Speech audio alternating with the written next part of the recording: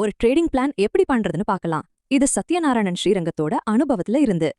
ட்ரேடிங்ல ஏன் லாபம் நிலையா இல்ல? இதுக்கு காரணம் ஒரு நல்ல பிளான் இல்லாததும் சைக்காலஜியை கண்ட்ரோல் பண்ணாததும் தான்.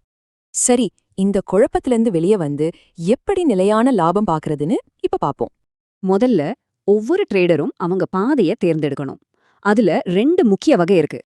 இன்ட்ராடேனா ஒரே நாள்ல வாங்கி விக்கிறது. ஸ்விங் ட்ரேடிங்னா 1-2 வாரம் ஹோல்ட் பண்றது. ஆனா பாருங்க, ரெண்டுமே ஹை ரிஸ்க் தான். உங்க கேபிட்டலை பாதுகாப்பா வச்சுக்கிறத பொறுத்து முடிவிடுங்க. நீங்க எதை தேர்ந்தெடுத்தாலும் இந்த 2 விஷயம் தான் ட்ரேடிங்ல நீங்க நிலைச்சு நிக்கிறதுக்கு ஆதாரம். முதல்ல எவ்ளோ கேபிட்டல்னு முடிவு பண்ணுங்க.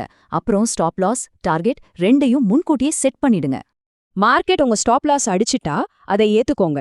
மார்க்கெட் டைரக்ஷனை நம்மளால கணிக்கவே முடியாது. இங்க ஒரு முக்கியமான விஷயம் என்னன்னா, உண்மையான வெற்றியோட ரகசியம் டெக்னிக்கல்ஸ்ல இல்ல, அது சைக்காலஜில தான் இருக்கு. சத்யநாராயணன் சொல்றாரு, ஆரம்பத்துல வாரத்துல எல்லா நாளும் ட்ரேட் பண்ணுவாராம். இதனால என்ன ஆச்சு?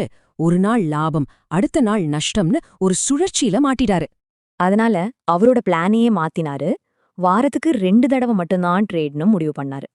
இதுல இன்னொரு ரூல் சேர்த்தாரு. மனசு அமைதியா தெளிவா இருந்தா மட்டும்தான் ட்ரேட் பண்ணணும். இதோட ரிசல்ட் அவர் ஒரு நிலையான வெற்றிகரமான ட்ரேடரா ஆனாரு. இதுதான் டிசிப்ளினோட பவர். ஒரு நல்ல பிளான் சும்மா இருந்துடாது. அதை ஷார்ப்பா வச்சுக்க தொடர்ந்து பயிற்சி பண்ணிட்டே இருக்கணும்.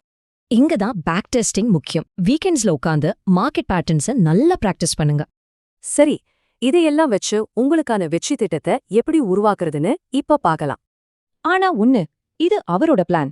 ஒவ்வொருத்தருக்கும் ஒவ்வொரு ஐடியா இருக்கும் இல்லையா? ரொம்ப முக்கியமான விஷயம் என்னன்னா, உங்களுக்கான ஒரு பிளானை உருவாக்கி அதிலிருந்து மாறாம இருக்கணும். அப்போ கடைசி கேள்வி இதுதான். உங்க ட்ரேடிங் வாழ்க்கைய எந்த கொள்கையை வச்சு நீங்க உருவாக்க போறீங்க?